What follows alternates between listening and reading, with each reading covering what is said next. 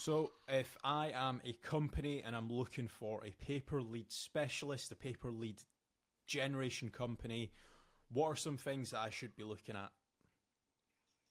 Yeah, so there's quite a lot of business owners that look for PPL, which stands for pay per lead.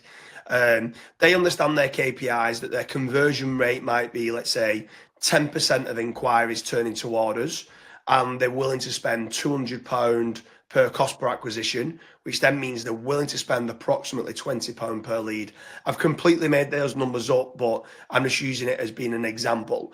And a pay-per lead model can work very well because sometimes there is certain companies that they'll just do it on like PPC lead generation, and those leads might be costing £200 per lead, and it might be costing them too much, or they could be paying for SEO and spending thousands and thousands of pounds, but it's not generating them enough leads.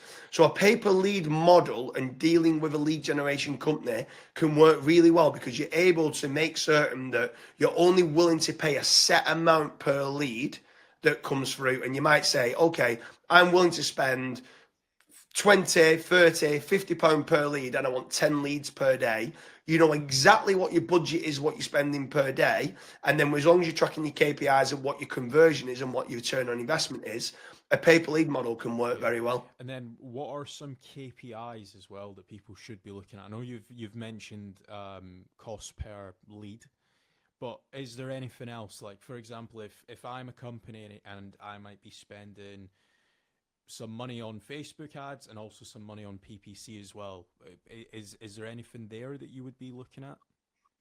Yeah, for sure. I mean, the main thing you should be looking at is return on investment. But the next one along after pay per lead is pay per sale or cost per acquisition, right? And what you need to be doing is the amount of times that we've dealt with businesses and they're saying, I want leads at £10 per lead. And I'm like, but you don't even know what the cost per acquisition is. Because for me, if I can get a cost per acquisition lower, but it's £50 a lead, I'd pay £50 a lead if my cost per acquisition was lower.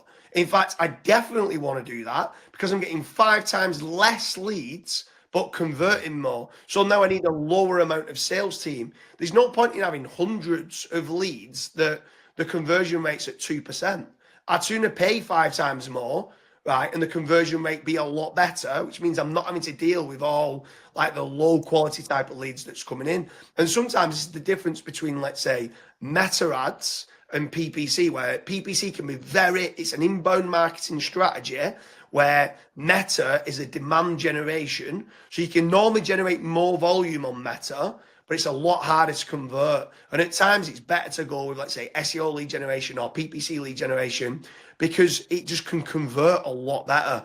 But yeah, generally speaking, the pay per lead, once you can check it, check the cost per acquisition, and then that can determine how much you're willing to pay per Yeah, lead. so if this is something that you're interested in for your company, head over to fatrank.com, fill in the contact form, and the team will be in touch. Thanks for watching.